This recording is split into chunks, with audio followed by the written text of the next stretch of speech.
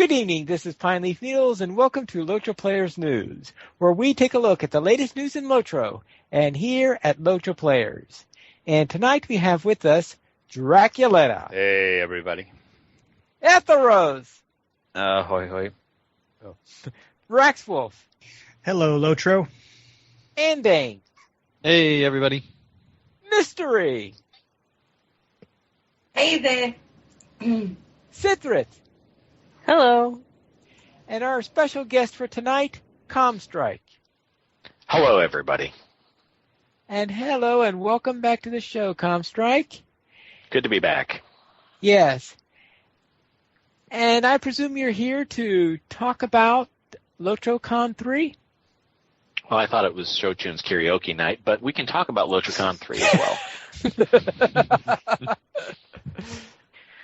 Yes, LOTROCon 3. It's the third edition of our real-life gathering of LOTRO players. It's held in one of 3 days, July 25th, 26th, and 27th. Folks don't have to come for all three. They can come for one, they can come for two, and if they like odd numbers for good luck reasons, they can come for all three at Cedar Point Amusement Park in Sandusky, Ohio.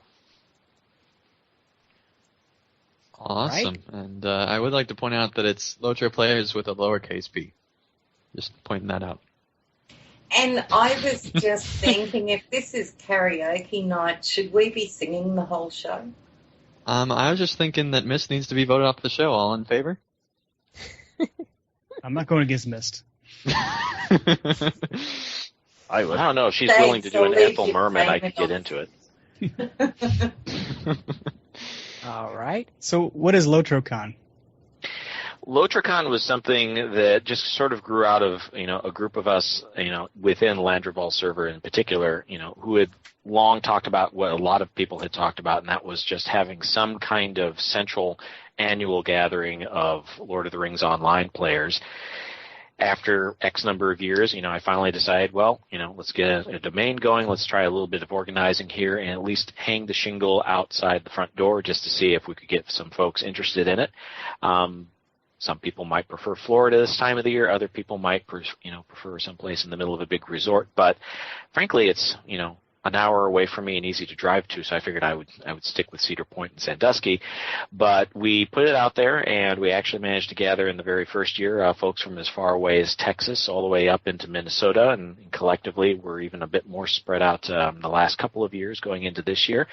It's just, a casual gathering. It's just a chance to get off, the computer, gather with folks that have some common interests there, and frankly have some fun. It's just a nice real-world gathering, and that's what it has been and continued to grow into over the first 3 years now. Okay. And where can they find Sandusky? Sandusky, for those that are geographically challenged or go to public schools in America, can be found in the middle between the cities of Toledo and Cleveland along the coast of Lake Erie in the state of Ohio. That is in the United States for those who went to school in Michigan.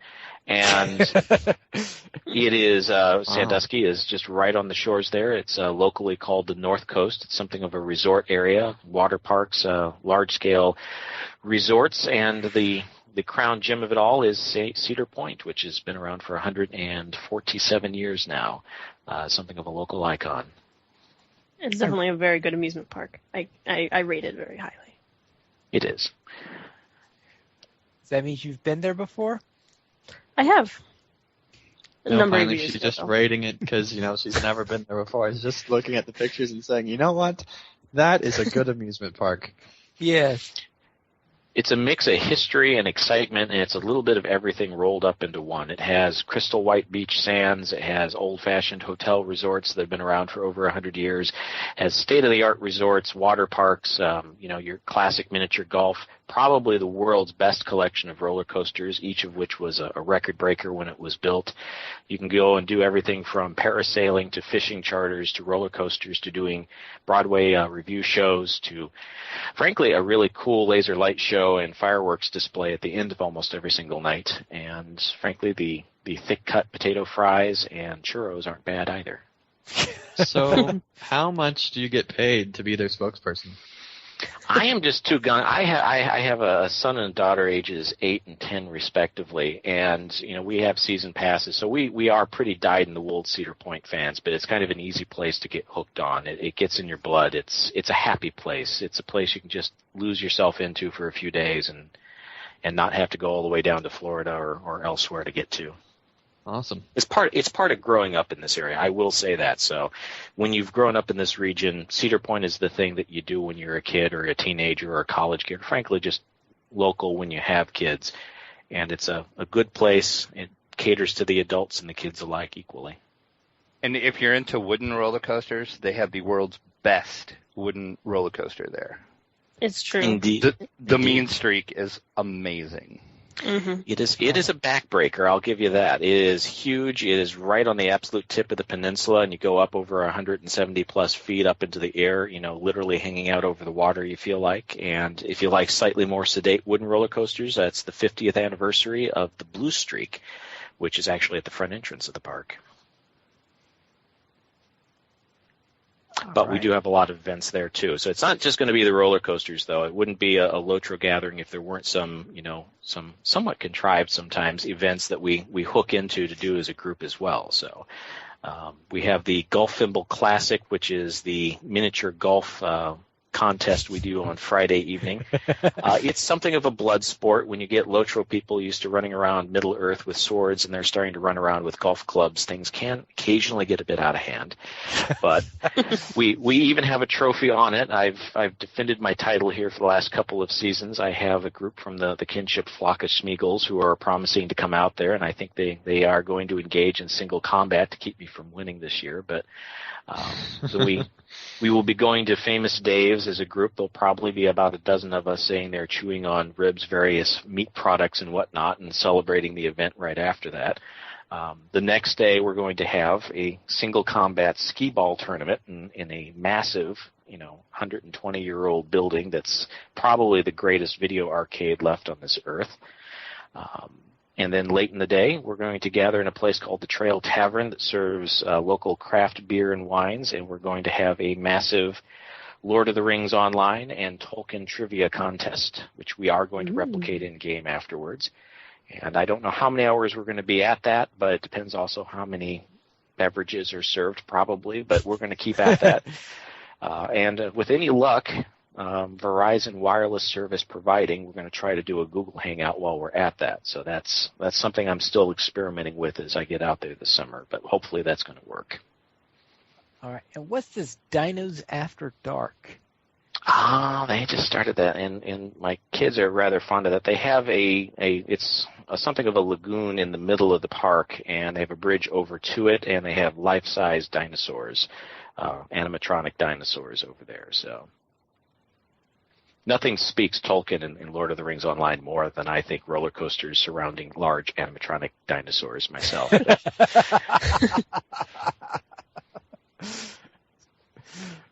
All right. Thank you. Anything else you want to add before we go on? Well, absolutely. If folks even have the slightest inkling or interest in it, if not even for this year, then for future years, definitely go to our website, which will always be there. It's LOTROCon.com, LOTROCON.com, and that will show you everything there is to know. It gives you all of the agendas. And if you happen to be out there any one of the 3 days, all of the Twitter, Google+, Facebook, and Twitter feeds will actually be basically updating where the groups are in the park at any given point in time, so folks can break away, do their own thing, or just join us in the middle of the event if they aren't able to RSVP. And just to remind everyone, when is the event? The event will be, again, July 25th, 26th, and 27th. That's Friday, Saturday, and Sunday in a couple of weeks. And absolutely, we've got currently 22 RSVPs. And thanks to Google+, we've got about another 23 maybes that have not yet locked in. So it's going to be a nice gathering this year, a bit bigger than last year and bigger than the year before that. And we'll look forward to seeing anybody that can make it out there. Awesome. All right. Thank you. So now we'll go into the game news. And our first piece of game news is that Sapiens gave a little tease during one of his dwarf runs that there will, of course, be 3 items of interest that the majority of the player population will like when they have the next producer's letter, which is expected on July 14th, which is when this episode is planned to be aired. So there's a good chance that the news will probably be already up on the site, and if not, by the time you listen to it, it'll probably be up on the site. So be sure to go over to LOTRO Players and learn of the awesome news. But sadly, we don't know it yet because we're recording this in the past. So that means we have to make predictions. Except for Mystery and I, we're in the future. So they could actually probably just listen to this right now and see if we're right or wrong, which is something that I don't think's ever happened before on the show. So that's kind of cool, I guess, for those people that are in that particular situation. So we can predict and they can tell us whether we're right or wrong. That's pretty cool. Yep. Ooh. I didn't know they were that far in the time future. they're listening. That's pretty impressive. Because I thought it was only Sunday for them right now. Yeah, that's true. We're not quite that far in the future yet. But we're this closer. podcast releases on Mondays. Oh, yeah. So, yeah. All right. Clearly, Dracula. finally doesn't listen to the podcast. So. Draculetta, what do you think? What is your prediction? No clue, but it's not going to be that exciting news, I don't think. You don't think it's going to... I think they're just hyping it to get some hype going. I really do. Sorry to be that way, but... Oh, boy. All right. Can we get an even more cynical answer from Netharos? I'm kind of... The gauntlet has been thrown. Come on, man. Come on. I'm not going to be able to hit my usual standard because I have hiccups again. So it's kind of affected me in a very serious manner. It's hard to be serious when someone says they had the hiccups. It is very serious, Prime. It's hard to be bitter and angry if you have some hiccups. Exactly. You can't be serious when you have them. It's too comical. Anyway, I doubt it's going to be as good as they're making it out to be. I think he'll probably end up just being something like, okay, that's nice. Like, more male attachments. Hooray. That sort of level of thing to be excited about. Well, okay. Are you referring to just the prediction or the letter as a whole? I think the letter itself will probably be pretty good because pretty much all the letters by Rowan have been. Mm-hmm. But I think these specific points he's saying, like majority of players will like, probably won't match up. Really, in my opinion. The last few times that's been true, so yeah, I can see that. All right. I do real quick want to read the actual statement by Sapiens for anyone that didn't actually read the article. He says, I can't say anything more about Beornings. However, there is a producer's letter coming out with Update 14. There are 3 pieces of information in the producer's letter that players will find very interesting. And he went on to say that if people were wondering if Turbine listens to players, they won't be wondering much longer. He also said that the 3 pieces of information will make the majority of players happy. That is quite the promise by Sapiens. Mm-hmm. Right. So therefore, there are things that they feel the majority of the players will like, and that seems to be related to some sort of feedback they have received from the players.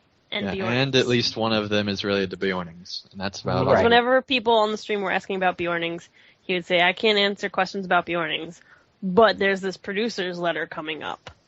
So that's definitely But related. right around the corner, there's something very interesting you guys might like. Have people been And asking? it's also related to player feedback of some kind, so it must be something related to Beornings, at least one of them, that people have maybe complained about, or otherwise requested some sort of change to how they're doing it. Why I think the other 2 might not be that important, but my main thing is it's either going to be the Beorning level cap or the starter zone. I'm thinking it The could level be near that cap, level because I don't see anything else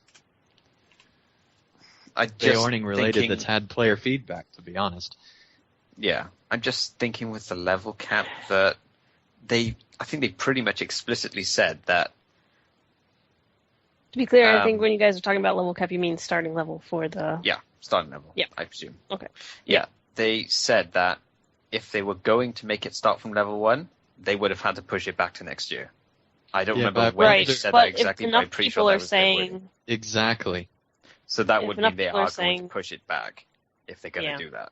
Exactly. If enough people, like Seth was trying to say, if enough people are complaining, then maybe Turbine sees it in their eyes that it would be worthwhile of making it be pushed back and a 1 to 50. I find that very unlikely. I see the starter zone much more likely a solution. I thought that there was an answer given that implied that it is still scheduled for update 15. Mm-hmm. I also saw a similar comment. I think in one of the live but they could have just assigned a few more employees to it and said, hurry up. Or even more different, maybe have like a trial type thing for the early levels and then actually release it a little bit later when they're further along in development. But again, like I said, if I could, I don't think they'll do it, because if they go and they push back and decide we're going to do it level 1 through 50 and look at all the resources we just threw to make that happen in a hurry, then anyone who wanted music updates, housing updates, kinship updates, and God knows how many other things are going to raise holy hell, especially for a class that's probably going to be played by a slower and smaller percentage of the people in the game than there are raiders or PvP by Sapiens' own precious numbers. So, it's what it is. It'll probably be things like skins, cosmetics, and things that really don't actually mean too terribly much.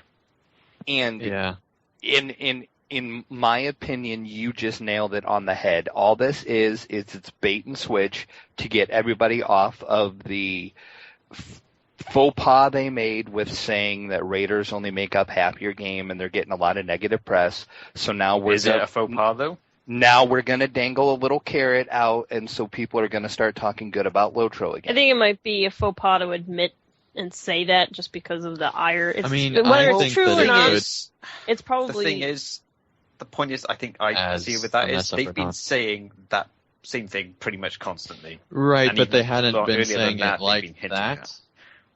I swear I've seen him say, maybe Sapiens, maybe someone else, I think I've seen them say something along those lines before. Yeah, they've definitely said it before, but for whatever reason, the most recent time that they've reiterated it drew a lot of ire. Maybe it's the current climate of not having any new raids. I don't remember them ever saying a percentage before, but I think the question that you asked before about is it a faux pas is a good one, because I think that I know we're kind of making it sound like a negative thing that they're doing a bait and switch. I think they need some positive press right now. I think they need to give people something to look forward to, because there has been kind of a fallout here in the last month or so. I think it's a good move. I think part of that is because it's been 8 months since we've had a sizable piece of new content. It's been since Helm's Deep has come out. Because, update 13 was great. It added in a lot of other stuff for, early levels, revamping, doing all sorts of stuff. But the actual content for in players was next to nothing. It was just, the epic story and the end game that I don't think that much of a percentage of players look forward to say the least, let alone actually go through it. Mm-hmm. And so I think that's the main issue. I think that's why a lot of people are concerned about raids and things like that, because we haven't seen content in 8 months. That's a long time. Sure, there's been the revamps and all that sort of stuff, but actual content for people who are at the end of the game that are part of that, raiding community haven't even had normal, quests to do, for 8 months now. And I think that is why that there's so much, ire in the community, because we haven't seen any content, even though that content is promised right around the corner. Right now, they don't have anything, and I think that is part of the reason why it's been such a backlash. Plus, they're actually fighting for their part of the game that it seems like that they might be losing. Whereas, the PvP community and some of the other communities are so jaded because they've been fighting for so long that they aren't anymore. But it seems like that the raiders are really trying to hold on to it. So, all right, let's get back onto our Brax. Did you have a prediction? Yeah, kind of. What I did was I wanted to try and be a little analytical about it, so I took somebody else's idea. What I did was, I don't know if you guys saw the thread with this post, but Kaylee Starshine actually went back and looked at a feedback thread on the official LOTRO forums and tabulated all the things that people had asked for on that feedback post. And she came up with these numbers. The top 4 were traditional in-game content, legendary item update revamps, housing update revamps, and PVMP improvements. Out of those 4, I don't think they're going to do any more traditional in-game content, as they've made very clear. I don't think they're going to jump back on the housing update revamp after all the trouble they've had announcing that recently. I do think they've talked about doing legendary item updates, though, so I think that's a very real possibility. They might be doing something with that system. Yeah, the one thing about that is I don't think they're going to start doing anything else on the legendary item system until they find out how well the Essence system is received. Yeah, because until they have feedback on that, they can't make a decision on what to do with weapons. You might be onto something with that, though, because I think I remember them saying that the second level cap increase for what was planned for next update with Pelagear, they might push back if players respond in such a way that they don't want it, which would actually tie in well to an LI revamp, since it would mean they don't have to put that in at the same time as a level cap increase. Then again, if they did, it would be one of the most enlightened things they did if they didn't roll Essence out so far that they couldn't quickly roll it back, because they made that mistake with Radiance Gear, and it took them years before they finally gave in and pulled that out. It seems like they're much more cautious about Essence systems, the way they've been talking about it on the streams and stuff.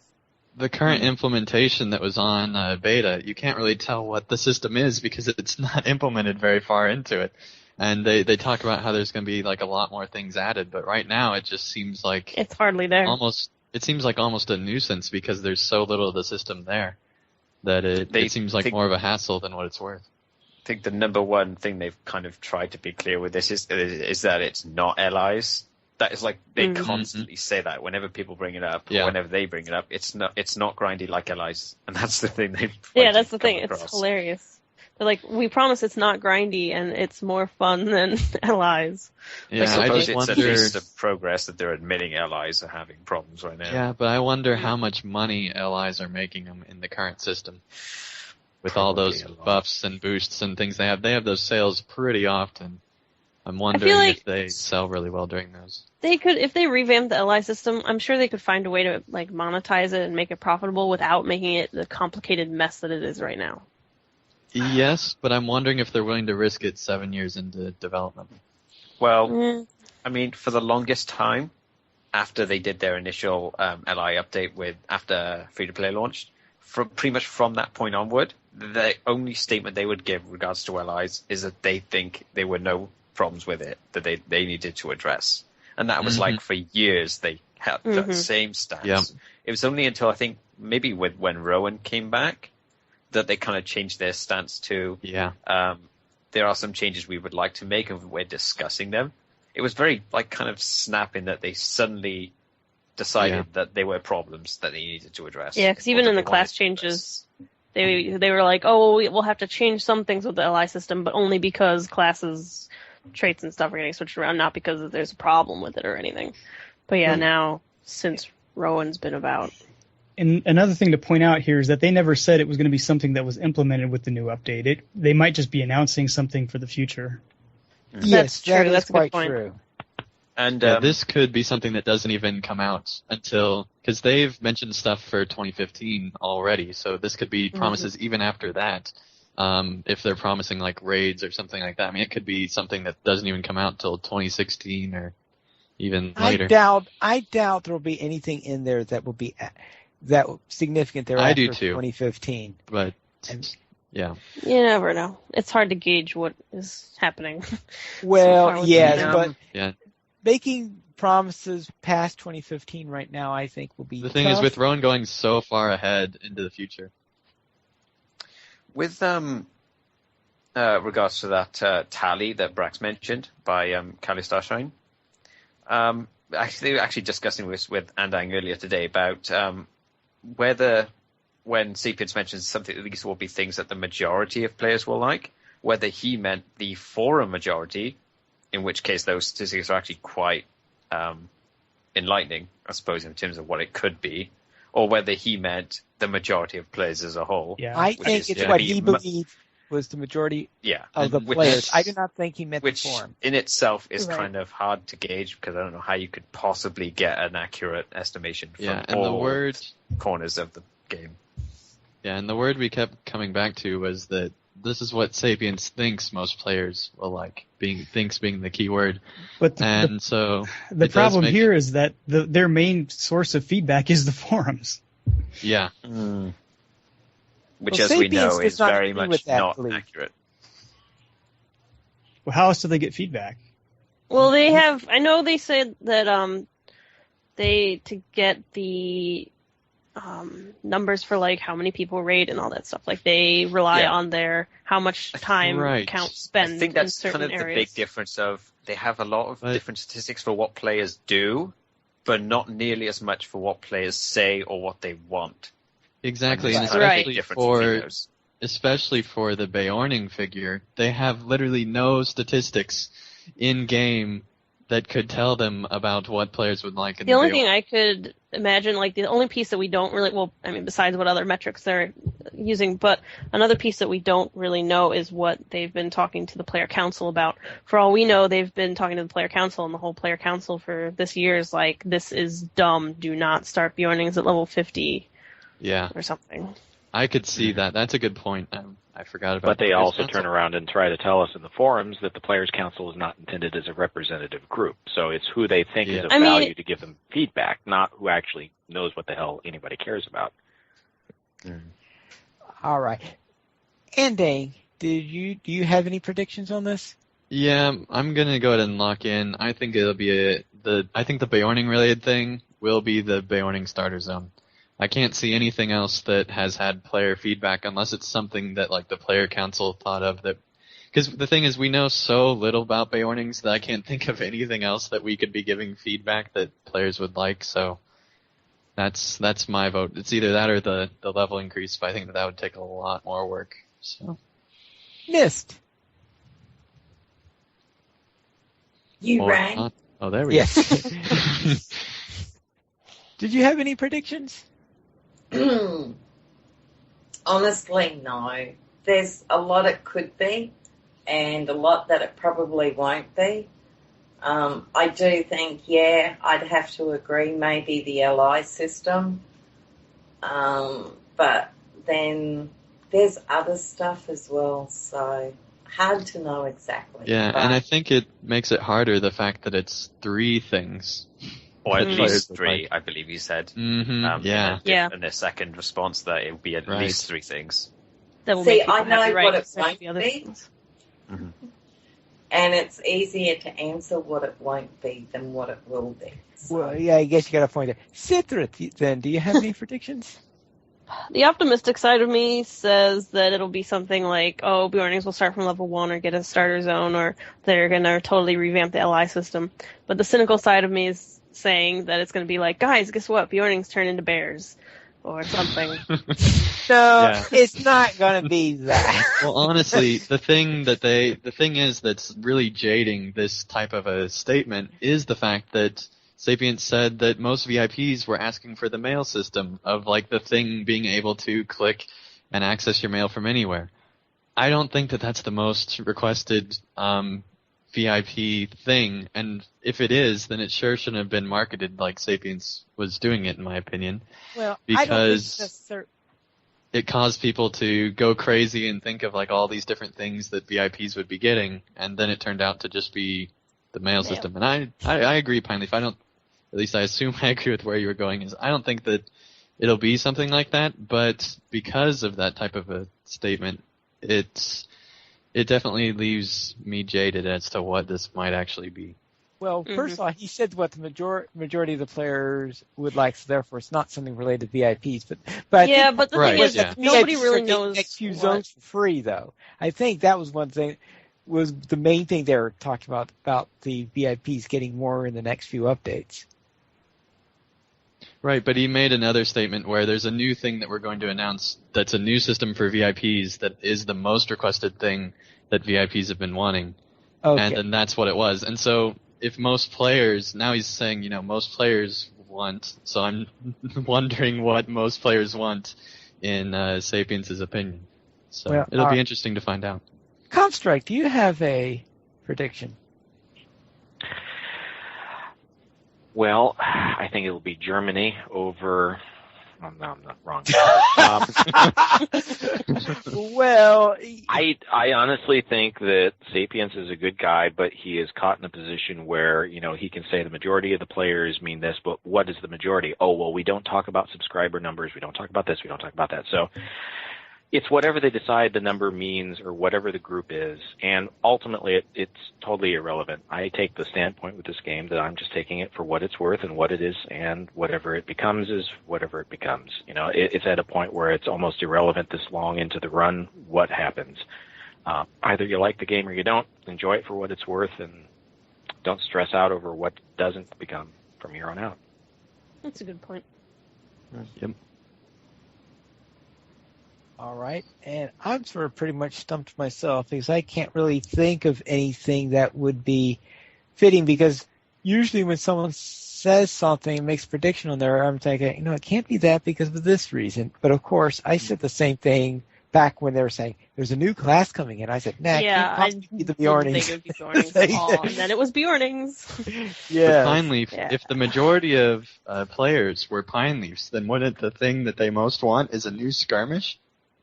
Well, yes, but Sapiens said, I think in the same feed or the one just before that he is not aware of any new skirmishes coming down the pike, which means that if there is one, Sapiens did not know about it at the time he said that.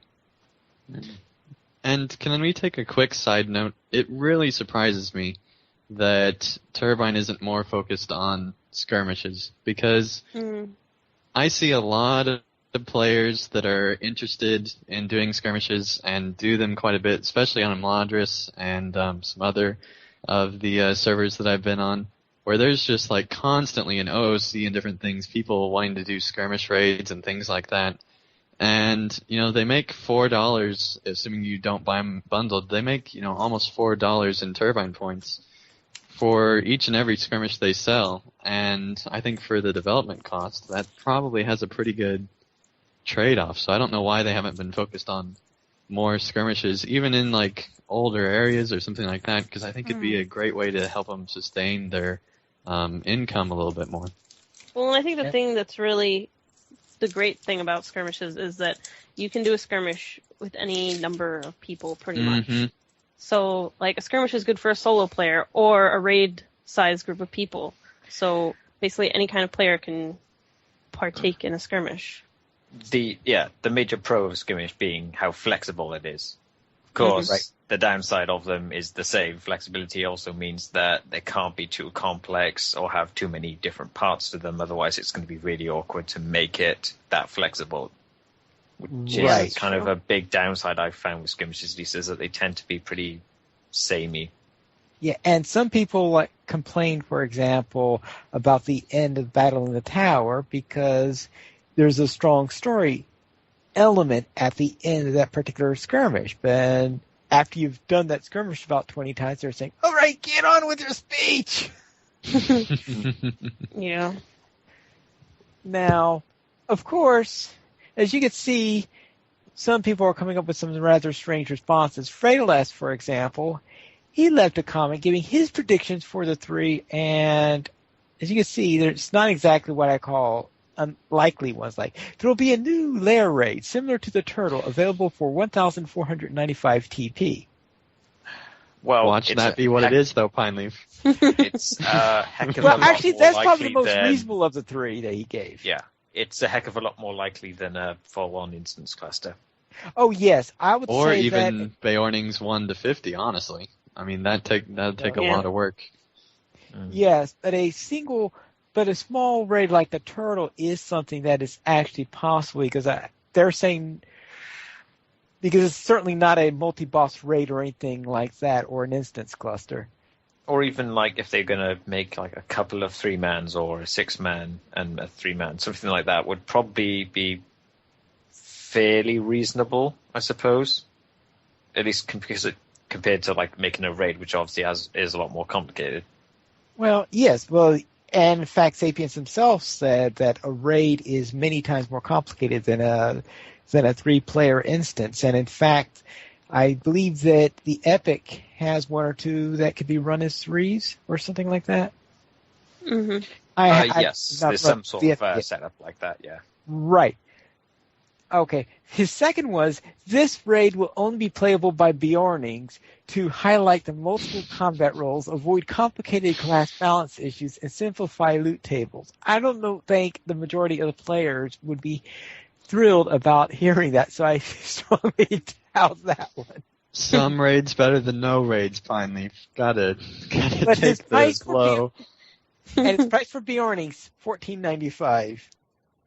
I could see well, that. That's a question we'll be going for later, isn't it? Yes. Well, I mean, they could announce the price of Bjornings. What if they said, like, I mean, that could be something Bjorning related, is they give, like, some really good price to Bjornings. Or say, like, it's free for VIPs to Bjornings, or something like that. And concerning races being free for VIPs or something like this, I know in DDO, most of the races that have to be paid for, actually, I think there are 2 premium races. One of them is free to VIPs and the other one isn't. So so it is theoretically possible at least. And 3, and this of course is really tongue-in-cheek, non-Bjornings can be able to transform into bears at a cost of 25 mithril coins for 2 hours. It's obviously poking fun at the methods they do for allowing non-VIP people to go into the moors. Did you say mithril points? Yeah. Mithril coins, yes. 25? Yeah. It would be more like 250 mithril points. For 2 hours for 2 hours of bear? Yep. I don't think so. It wouldn't be 25, I know that. Why? 25 mithril points is the equivalent of 250 turbine points. But yeah, it's a piece of an 100 outfit is mithril 25 points to get 15 chest spots. So, yeah, they'll make their money. It's like 50 mithril coins to buy a whole mannequin outfit. So.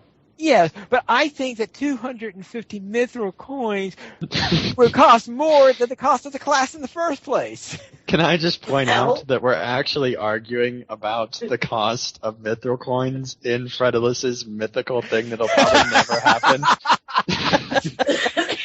Anyway, Etheros, what was your response to Fredulus on that? Well, I did not add this to the show notes, so I think whoever did should read it. I'm nowhere near it, Atharos. There's a scroll button. Here we go. Elves could never turn into bears. They're incapable of growing enough hair. I'm surprised you didn't try to do an Athelros voice for that. Oh, well. You know. All right. Anyone have anything else they want to add to this discussion before we go on? I'd rather not. All right. Then let's continue. On Monday, July 14th, probably around the time that this goes up, there will be a turbine-wide maintenance. That means all turbine games will be down for maintenance. At the same time, they will also be performing the update for Update 14. Which is very odd. LOTRO. LOTRO, as far as I know, is the only one that's going through a game update during that time. Do they normally have downtime for DDO when a big LOTRO update comes? No, that's why. But they did announce. That's why they're calling it a maintenance plus an update on the LOTRO side, because it is also a maintenance for everybody else. I've never heard of them having maintenance and an update. That sounds kind of risky. I know it sounds kind of risky. Yes, I do agree with that, because that is a rather risky move. Because if something goes wrong with one, because either one can go wrong. Mm-hmm. But Yeah, so but they're giving you all time to catch up on your housework. So once all the updates and that are done, you can spend the next 16 days doing them. I suppose it could be more time efficient in the sense that if they're bringing down the LOTRO servers anyway for maintenance, they might as well just put up the update at the same time. I think it seems weird just because they've been doing so much maintenance lately already. Yeah. But normally, so to have even more. Normally, at least this is a CSTM theory, is that they actually like preload a lot of things, and that's why when you do an update, a lot of it's already like preloaded in the client. And so then you only have to download the part that's actually added in that particular update, and then you have to install all of it usually. So. Well, that's just kind of the theory. But the big news here, though, is that Update 14 is going up, which is Paths of the Dead, which will add the Paths of the Dead, Western Gondor, the Essence System, and Swan Pets. Swan Pets. That's worth a bullet point. It is.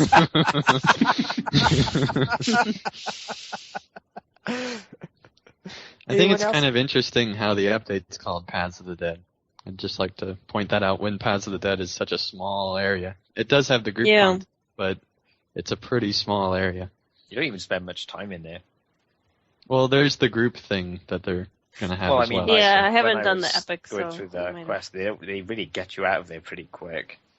Yeah, I'm just wondering if at the end, because it's been kind of confusing on their message. Sometimes it sounds like that, like the end game involves you going back to Paths of the Dead, and sometimes it sounds like that's not at all what the case is. So, just kind of confusing. The end game is kind of one of the areas for the end game is in the Paths of the Dead, and then there are other ones in different parts of the zone.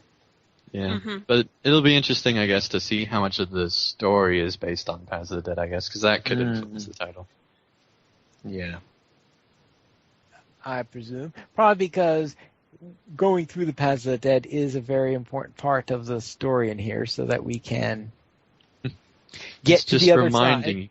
It's just reminding you that the Fellowship already went through here, and that's really the thing that matters is the Fellowship. But you're not going to see them at all because of how LOTRO works, which is actually better in my opinion. But it's just, yeah. All right. Therefore, anything else that someone's looking forward to in this update? Cosmetics. Dol Amroth? Dol Amroth, yes. My line. Oh, Cloud Cuckoo Land. Yes. I love that new design. We'll go to the store sales now. Draculetta, what's on sale this week? Free sample of the week is Max Morale and Power Scroll times 1. Use the coupon code BOTH5, BOTH5. And like always, you get one of those scrolls per account, so choose wisely. 25% off sale this week is Monster Classes, Monster Traits, Monster Skills, and the 100% Infamy / Renown gain. So it's a crafting sale. Hey, it's better than an LI sale. That's all I have to say. Of course, anything is, aside from those Hobbit present. Even those are better at this point. LI's sales are getting old. Also, for a limited time in the store, the Helegrod cosmetic outfits are back July 11th through the 17th only. And this weekend, but by the time you hear this, you missed it. It was Loot Box weekend. Increased drop rates on Loot Box all throughout, and that was until the 13th. I'll just chime in real quick to say I would not waste your points buying Helegrod cosmetic outfits in the LOTRO store. You can get them from the Skirmish Classic vendor. You can get cosmetic versions of all the Helegrod. Or maybe they moved it to the cosmetic vendor. Check Classics or the I'm pretty sure it's cosmetic in the Classics. One. Yeah, check that one. If not, the cosmetics. There's the ceremonial cosmetic versions of all the Helegrod sets. So don't waste your turbine points. Waste your skirmish marks instead. Yeah, and also, Turbine did tell about all their events that are kind of like this, where like Bilbo's birthday and stuff like that. They laid out the whole roadmap for that in the forums, if you guys want to check that out. Oh, I do have one more thing. I forgot to mention that I am excited about for Update 14. That's actually not a thing that we've talked about, so it's kind of maybe not important, but for cosmetic people it is. They are changing the Erebor class sets to be dyeable, which is a big deal because we've been wanting that since they've come out. They've been weird orange colors since they came out, though, but now they're dyeable. Yay! Awesome. All right. Yes. Now, concerning the Heligrod cosmetic set, that would have been nice if we dressed into that for the latest episode of LOTRO Players Adventures. Pineleaf, It'll look good what while makes you're you dead, think? Pineleaf. Pineleaf, what makes you think if we can't even organize our group that we'd actually be able to organize our cosmetics? I mean, come on. I don't You got Sithrit in the group. We organised our cosmetics on Silverlight. We're now all running around in boxes and cake topper hats. But Pineleaf, not even Sithrith can help this group. I mean, it is. Challenge accepted. Oh, okay. I'll take free outfits or paid outfits, either way. Let us head into the LOTRO Players news, and we will begin with Andang, who has a Riders of Rohan giveaway. You act surprised, Pineleaf. We talked about this last week, and I wasn't even here, and I know that we talked about this last week. Yes, Pineleaf, we have a Riders of Rohan giveaway that closes July 18th. If you're listening to this on the 19th, or even late in the day on the 18th, I'm terribly sorry, but you're too late. But if you're listening to it before then, and you haven't entered the giveaway yet, hurry over to the article, or on my YouTube channel, there's the video, because the article will just take you there anyway, and leave a comment on the video for a chance to win your copy of the Riders of Rohan expansion. All right, very well. And, of course, we had our usual episode of LOTRO Players Adventures, episode 22, Crossbow of Justice. Now, where did that title come from? Because you have a crossbow of justice. You dispense justice to the heathens. Universe. To the universe. Mm-hmm. All right. Listen to the show, Pineleaf. You act surprised about the title each week, too. You were on the show. Listen back to it, Pineleaf. Come on. Well, I was on the show, but that doesn't necessarily mean I remember where you drew the title from. All right, very well. Then let's go to the Brax clan returning with episode 10. Brax? Yeah, the death of the Brax clan has been greatly exaggerated. The truth of the matter is we just don't get a chance to record very often, but it does still come out, and it's slow and inconsistent. But this particular episode sees Loco Wolf and I going through the Lone Lands, talking about LOTRO and Minecraft and Battlefront 2 and some of the things that Loco Wolf's interested in, and generally just having a fun time killing spiders there in the Lone Lands and using their eyes to play marbles. Yeah. Using spider eyes to play marbles. That's pretty much it. It's like a mini game. Okie dokie. At least they're using all of the animal. That's right. So just a reminder, watch the show so you can learn about how to make spider eyes into marbles. Okay. And silence. Right. That's not true. He's lying. But go ahead and watch it anyway. It's a great show. I wouldn't want to put those marbles on my desk. They'd watch me while I sleep. You sleep near your desk? Well, I have a desk upstairs. Oh, okay. Oh, very well. Video highlights. What are the video highlights of this year, Andang? Of this week, This year? Wow, that is a totally different conversation. But the video highlight of the week, much less intimidating, is the Rise of Isengard E3 trailer, which actually features this is the CG Saruman trailer where he's like, knowledge, power, that sort of thing. And it's really good, so I recommend everybody checks it out because I can't even imagine the amount of money they probably spent on this trailer. So I definitely think it's worth another watch, especially if you've never seen it before, because I think it's actually one of their better trailers. I mean, it's not Christopher Lee, but it's still pretty good. Yeah. Okay, Sithrith, what's the outfit of the week? This week's outfit is called Elf Ambassador, and it's based on the Elf Ambassador title that you get from completing Kindred Reputation with the Elves of Rivendell, the Malathreme, and the Galathreme. It uses some like grays and blues and whites to make kind of a elfy looking dress outfit thing. The dress is from the Malathreme Reputation. The cloak is a Lothlorien cloak. The shoulders are actually a quest reward from another Lothlorien elf. And Rivendell elves wear blue sometimes, I guess. So there's that. So yeah, that's how Rivendell gets tied in. Some blue in your stuff, right? Yeah, there may or may not be some steel blue dye in the outfit. The poll for this week was, how much would you pay for the new Bjorning class? And what was the final? Let's see what the poll results were. Well, finally, full yours loads. I can tell you. Yes, that would be a good idea because the top answer was 500 TP with 27% of the vote, or 27% and 67 votes. There were 246 voters in this poll, by the way. 500 TP is the winning amount for the most that you would be willing to pay for a new Bjorning class. That's kind of surprising. It's going to be more than that. Yeah, I think if they're going to charge for it, which I would be shocked if they didn't, because of the amount of development time that they have to spend on it, it's got to be more than that. And so, but it's interesting that the majority of our readers, which I like to think are probably more into LOTRO than even the casual players are, the most they're willing to pay for it is 500 turbine points. That's kind of surprising.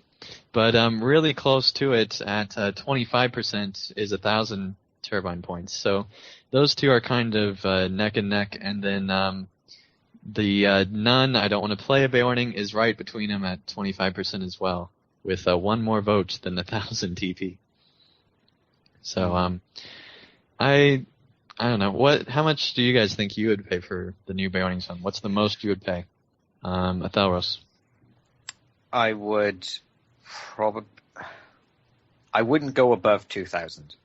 And even if I was going to go for that much, I would have to know a lot more about it than I do now. Yeah, definitely. Pine Leaf. 2,000. 2,000. Sithrith. I voted 1,000. Okay. Drac. 1,000. Mist. She doesn't want to play.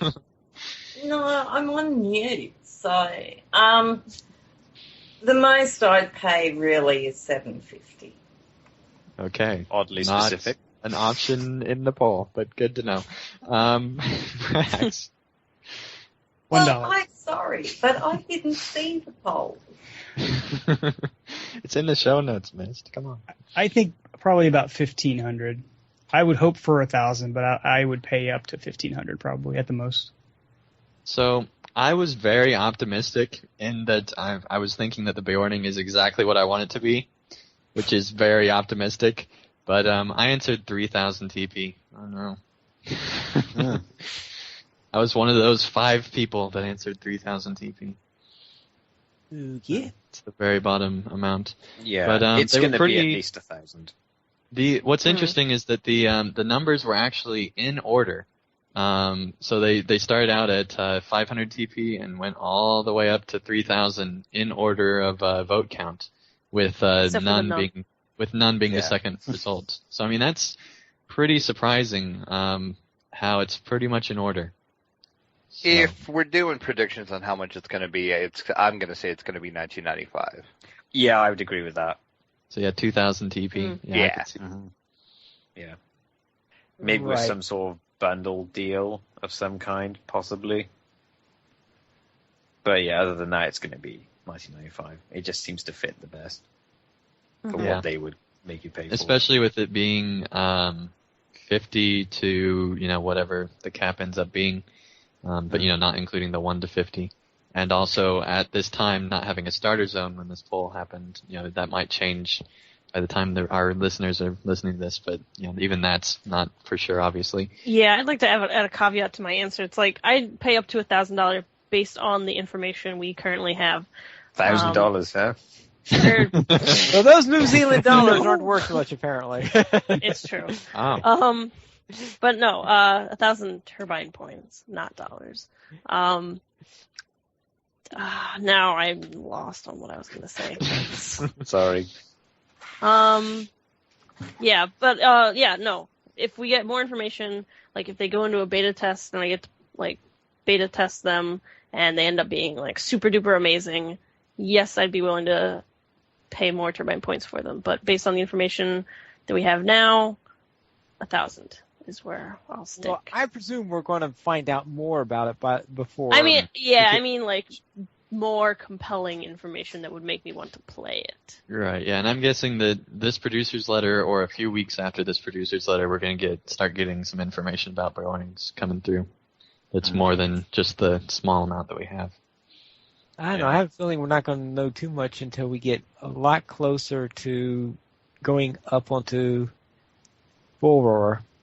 Yeah, but the thing is, assuming it's a month before and it launches in, say, November, then that puts it as October when it comes out. Yeah. Or I'd maybe assume even we'd September. hear more than we know now. They would just throw it onto Bull, or here, surprise, it's a Bioning, you know nothing about it.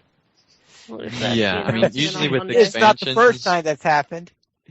With a class it has, though. Usually with expansions or things like that, because with this update they kind of did just throw it up, but there isn't that much that's just like totally new. Sure, the landscape's new, but as far as like actual game content, there's nothing new. If you look back at like what they did with mounted combat or some of their new systems, I'd assume that they'd treated a class the same way, because they did back in Mines of Moria. They were given tons of information ahead of time, and with how much Rowan talks to the community, I'm expecting there'll probably be quite a bit of information about him before they launch. There you go. Rax, what is your pick of the week? I want to give a quick thank you to Fredalos for giving me this link, because we were both in the LOTRO Reporter chat room earlier this week, and they were talking about the whole raids thing that was a kerfluffle in the community. That is an awesome word. So I'm going to try and keep it short because I don't want to get into all that again. I think we're way beyond beating a dead horse at this point, but I did find one particular interesting point in this post. The post is from way back in March 2006, and it's called "Friends Don't Let Friends Tank Balrogs." And this was done by Tim Turner, was the author's name, on Warcry Network. And basically he's taken, I don't know if he did a email interview, but he took a lot of quotes from the developer Orion, who his real name is Alan Mackey. And this is the point that Orion said that I found really interesting in light of the current nitpicking that we're doing over the wording about raids and traditional in-game content, I guess I should say. He said, does this mean that raids will never find their way into LOTRO? Not at all. Raids are truly a different topic requiring their own discussion. So he kind of pushes it away here. Then he says, while there are currently no plans to incorporate raids into LOTRO, and then he goes on to talk about other types of group content.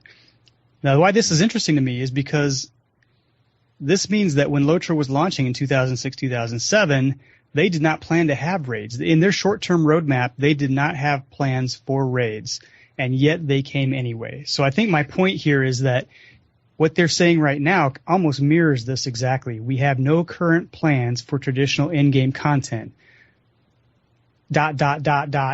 That doesn't mean they won't ever do it again. And I think that's what a lot of people are kind of supposing because of these statistics that are being thrown out. But the truth of the matter is, I think they're really adhering to what they told us earlier in the year, where they said, if it makes sense for the story, we will do it. And also, it's not on our current roadmap. It's not on our current 12-month plan. So I think this kind of, a lot of this reaction that's been going on the last week or so is just people finally kind of getting to the point of saying, oh, well, Did they say they're not going to do it? And then they extrapolate that to ever, which I don't think Turbine has really said, but that's my own opinion. I pretty have much a lot of developers conversations of on any Twitter about game it. never like to say never. We're never going to do this because it's too binding a statement. Yeah. One thing real quick before we go into discussion about this that I'd like to add is that Orion actually during the launch event of the video highlights that I posted a little bit ago, a few weeks ago, he actually talks about how they realized that players really want raids. And so he was talking about how they were in discussions about adding raids at the launch event. So, they definitely didn't have plans going into the launch event, but getting feedback and stuff like that right before the launch event, it seems that they kind of made the reversal, like basically when LOTRO was launching, that they were going to someday be including raids into the game. They just, weren't sure when that was going to happen because they were still in early talks about it at that point. How long after launch did Heligrod come out? Because Heligrod was the first raid. It wasn't the first update or even the second update. I know that for a fact. I think it was post Avendum because I think that area hadn't been rolled out until well after it. Yeah, I don't think it was post all of Evendim, but it was post the first introduction of Evendim. Because Evendim, like Book 10, they were still adding landscape to Evendim. So. Yeah, but the references to Heligrod start in Book 5. Right, but, Heligrod is a place that exists. It doesn't necessarily mean that they actually right, the raid doesn't go there. Really incorporate into the epic. Landscape. Right, landscape and raid is different, yep. All right. All right, very well. We will head on then to the question of the week. Etheros. Okay. I thought about having a more substantial question for this week, but I didn't realize I was actually going to be doing it. So I decided to go with a safer option instead of bringing up the group content thing again. Hooray. Good job, Thoros. Yeah, so the question this week is simply about Update 14 in general, since it is right around the corner now. Simple first question is, just in general, what are you looking forward to? It can be specific things or broader, it's new content finally type things. Which I'm sure is a thing. So, first person, Andang, I guess. You always start with me. Your name does begin I think with that it does. I think that the thing I'm most excited about probably is getting into Volume 4. It's a totally new volume. We haven't had a new volume since free to play, or even I think it was free to play, or was it before then even? It's been a long time, whatever it's been, and it's really good to finally be getting into a new volume. Mm-hmm. Anything else? The landscape, obviously, just the landscape's cool. Yeah. Brax. Well, I was kind of looking forward to seeing the Essence system, but hearing what you guys said about it earlier, I'm going to try and not get my hopes up too much about that yet. Sounds like they're putting it in pretty slowly. However, I am kind of looking forward to seeing those beacons. I'm pretty excited about that part. I've seen some screenshots, but actually being able to walk up to them and see them from a distance, I think that's going to be awesome. Oh, it is. It very much is. But don't get your hopes up too high, because then you can only get let down. But they're awesome. Sithith. Yeah, mostly landscape stuff. Having a new place to quest in is always nice. Cosmetics. And I actually am kind of excited for the Essence system. I don't mind that it's being very slowly rolled out and that it's kind of hardly there right now. I'm kind of okay with that. I'd rather them do that than go all out and have to do damage control later on. So I'm interested in the Essence system. Mm-hmm.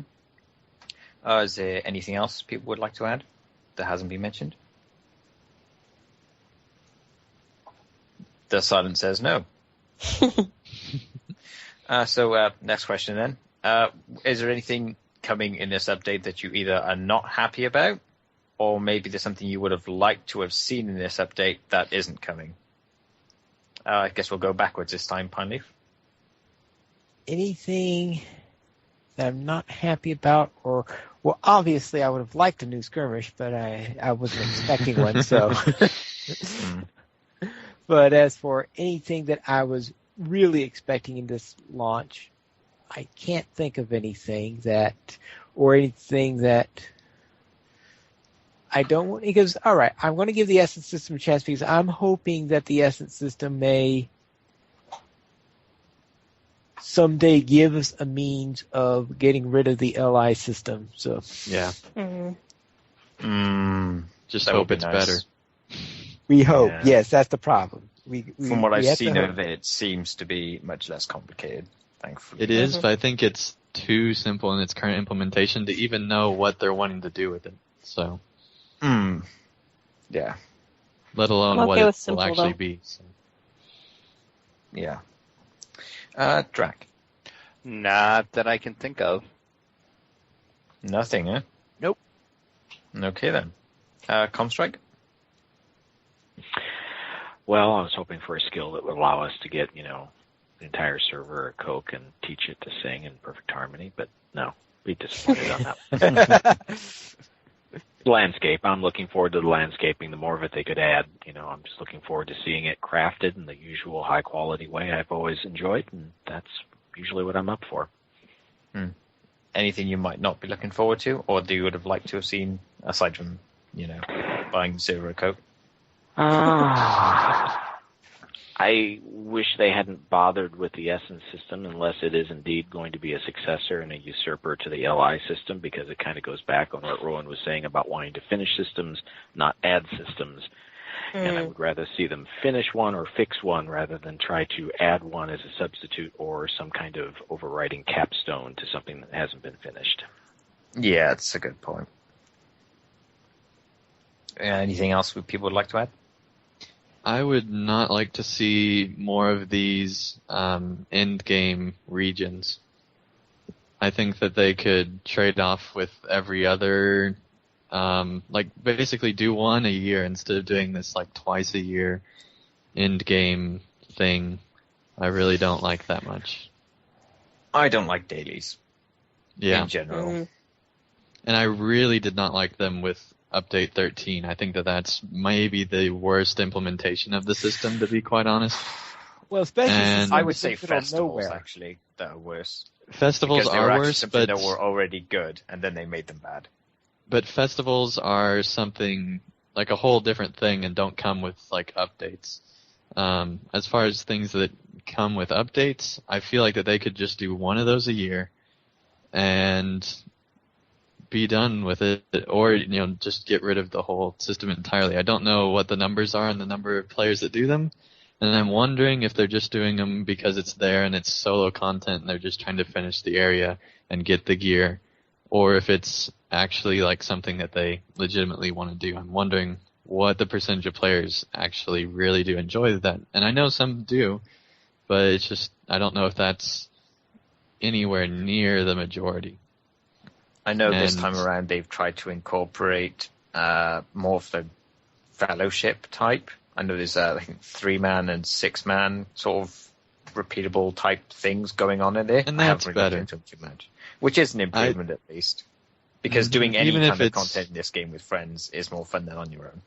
Exactly. Even if it's the same content, if it's geared towards 3 people, even if it's still the same bad stuff, at least you can do it with your friends, because then there's opportunity to have fun with other people, which is the whole point of MMOs. Otherwise you just make an RPG for the most part. So. Okay then. Anyone else to add on this? Okay then. The final question I came up with here is just simply put: do you think that what this update is coming with now is, in general, what the game needs? And do you think it's going to deliver on that?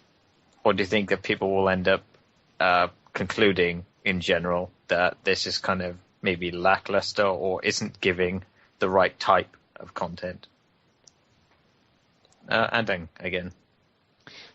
Because it's been 8 months since we've really had any type of major like side quest area of any kind, I think that this is definitely something the community needs.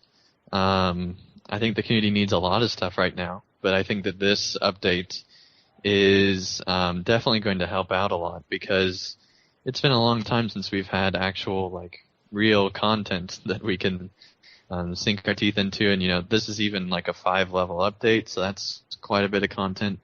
And so yeah, I think that this meets the needs. It definitely doesn't meet the long term of like raids and things like that, but it's been 8 months since we've had any kind of content that's been, aside from just the one epic book and the worst implementation of Heightbold yet. And so I think it's definitely something that will, at the very least, keep LOTRO going where it needs to be. Mm-hmm. Brax. Such a tough question, because the game's current needs is very debatable. I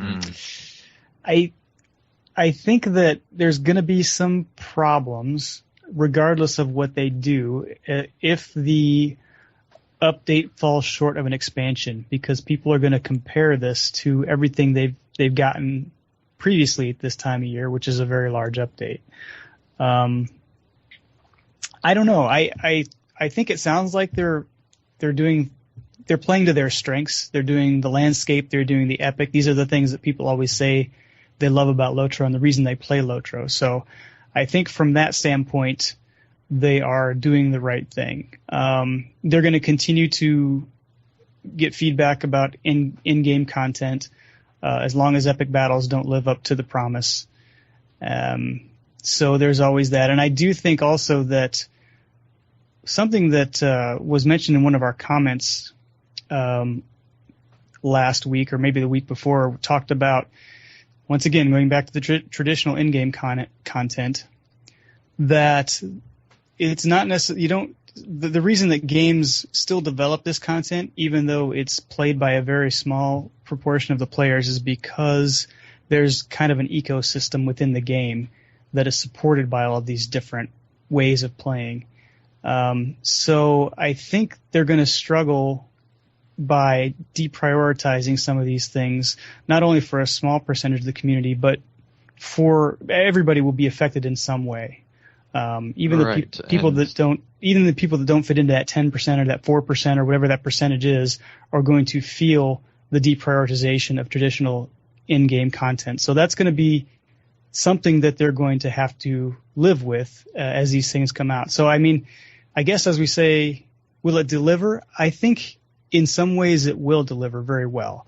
And I think there are other ways that it's going to fall short, and the players are going to let them know that it falls short. Yeah, I would real quick just like to say that when you're talking about how there's the ecosystem, MMOs are played with friends, and that's a large portion of the community. A lot of people, there's a lot more solo players in LOTRO than other MMOs, but it's still, stuff you play with your friends, with your kinship and things like that. And so even if, your kinship is not that big of a raiding kin, but like the head of the kinship's a raider and stuff like that, that can really affect your kinship and things like that. And when my first kinship failed, I thought about just leaving LOTRO entirely. And so I think, while it might not directly affect a large portion of the player base, raiding still does affect a lot of players because they're friends with raiders and things like that. So even if the raiders only make up 4%, their entire friend network makes up a lot larger percent. And so it's still not near the majority, I don't think, in LOTRO at least. But I think that it's still a lot more than maybe Turbine's factoring into it.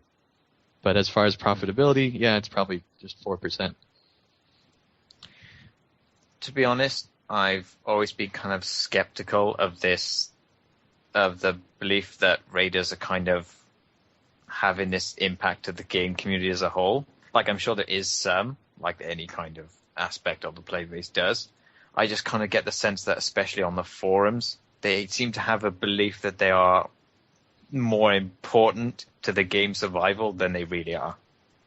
I definitely agree with that, but if you've been supporting a system, regardless of what it is, for, however many years LOTRO's been supporting it, and then all of a sudden decide to go away from it for it's been about 2 years now, if you don't count epic battles, then, that's definitely something that's a big switch, especially when they've had this, content drought for 8 months. Oh, sure, I can understand that. I think what I'm kind of saying is that, like, at least, again, from what I've read on the forums, which, again, I probably shouldn't do as much, is that, like, I've even seen people outright state that without them, the game would collapse. Like, it's and pretty that's much something I disagree with.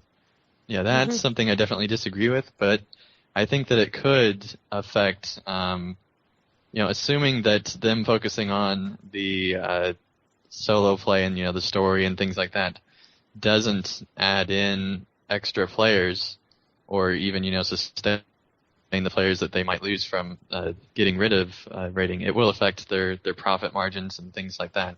But, it might outweigh the amount that they would lose. But I think that honestly, just because MMOs are so weird and complex and there's so much of a network, it's very hard to tell what will make the players leave for sure. And that's why so many MMOs shut down, because it's really expensive and a lot of them don't know what their players are really there for, or even they think that something's insignificant and they change it, and then that causes the entire MMO to fail. There's a ton of MMOs that have had that happen, where they change just a few things and then they realize that that's what their players liked most about it, or even a small majority of their players like most about it, and that causes the collapse. And then there's other MMOs where they're still going after a really, really long time, and it's, they kind of still don't understand why they're still going, but there's still players that are paying for it and stuff like that. So MMOs are so weird that it's just very hard to tell what the final straw will be that causes them to shut down. I think kind of what it comes down to for Turbine is whether continuing to make these big instance clusters and keeping raiders happy is worth the kind of, because obviously now they don't seem to have as many resources as they used to, is whether they're able to keep that going without it impacting the solo, or more, I don't want to say the word casual, but I'm going to say the word casual game. Whether impacting that is worth it. I suppose it's which way it can kind of go in terms of it being financially. Yeah, and they're technically, not, like, I don't know if their resources are necessarily less, it's just that they're adding in epic battles to the list of things that they're doing, and that takes a lot of time, I'm sure, because, it's a totally new system that I don't think any MMO has anything close to. I can't think of any MMO that has that large of a scale of number of enemies on screen and things like that. And so I'm sure that just the technology of trying to display more and more enemies, because, they're trying to get up to the huge Battle of Minas Tirith, just trying to just display more and more enemies, I'm sure is costing them a ton of development costs and, employee time and all that stuff. So yeah, I think it's really I'm sorry, go ahead. I was just going to say, Comstrike, go ahead.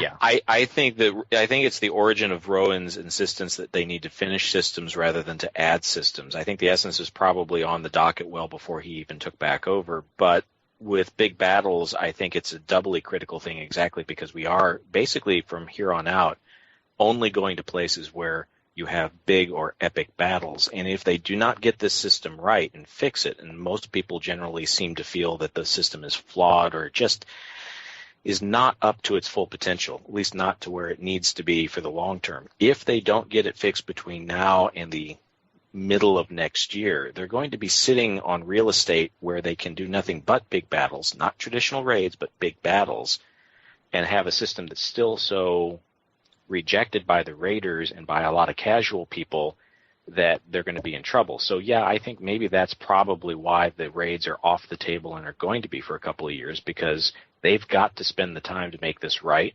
prove it's right and make sure the community understands it really is right and has been fixed, or they're going to lose all credibility, and they're not going to have the time or anyone around to care if they do raids in 2 years or not.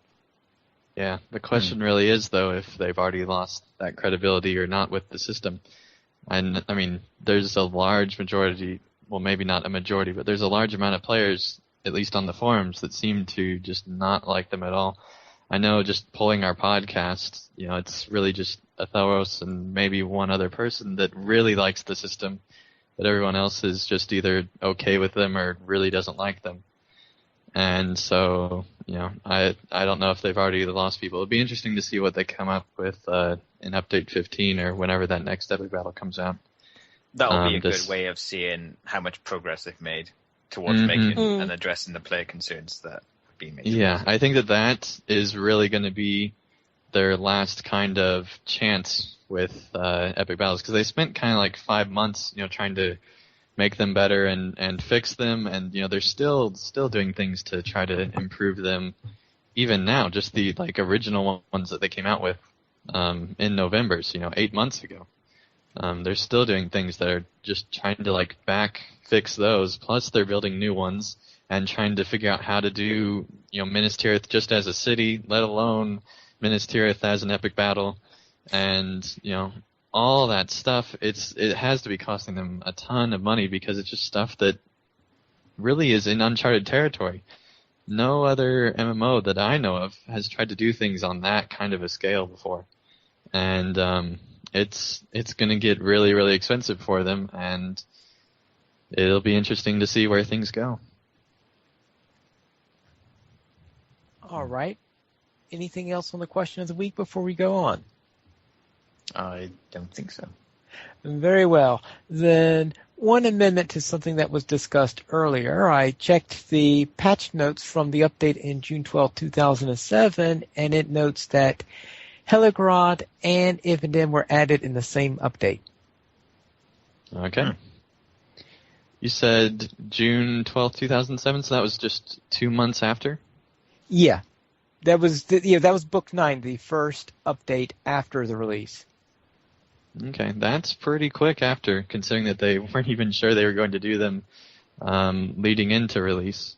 Right, and that was a 24-player instance also, since the original Heligrod was all 24.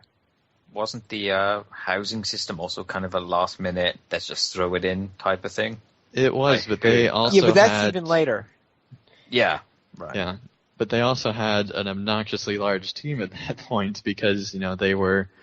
And, and honestly, I think LOTRO probably still has a really large team. It's just that now they're working on, and have been working on, you know, all these new systems and things like that. Whereas before, you know, they had instances already. They just had to make it into a raid with 24 players. And honestly, the other 3 wings of Heligrod are pretty long, but the final boss fight isn't that long of a fight. No, really. It wasn't really. Mm-hmm.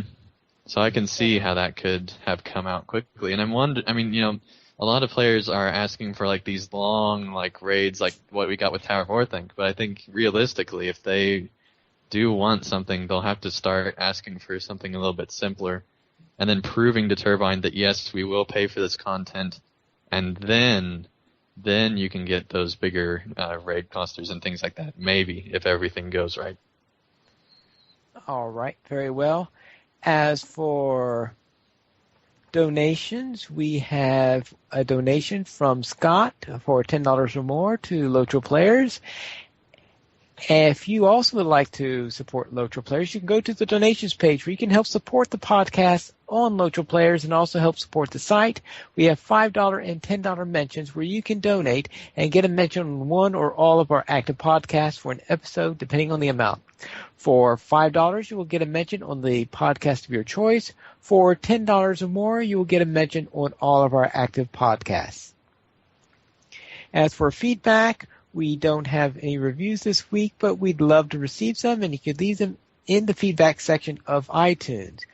Our only 2 featured comments we mentioned earlier back when we were talking about the teasers, And we did not receive... I would like to point out real quick that we did get another rating on iTunes. We got another 5-star rating, but there was no review attached to it. But thank you whoever left the 5-star rating. That really helped out. All right.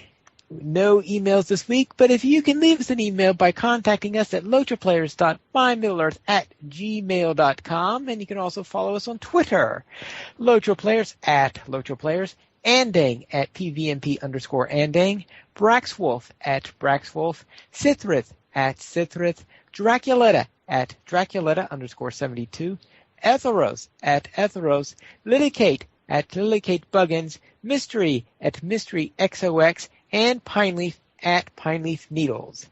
And, well, normally we will be able to join us live, but we are currently having technical difficulties that are making it impossible to do so. But when we get back to it, we will be live on Saturdays at 5 p.m. server time and at 8:30 p.m.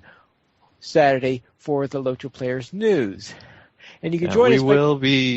We will be trying again next week, but YouTube recently changed. You noticed not only graphically did they change things, but apparently they also changed things for streamers and things like that. So right now, for whatever reason, we're just having issues streaming to YouTube. So thanks, YouTube, for messing up stuff. Very well. Yes, so therefore, you'll most likely, until we get these issues resolved, we'll have to see the shows when they go up on the site on Monday and Tuesday. And you can join us, well, okay, you can't go to LotroPlayers.com, that's live now, but when we are back live, you'll be able to do so. One day, eventually, you'll be able to join us live. Yes. We hope, maybe.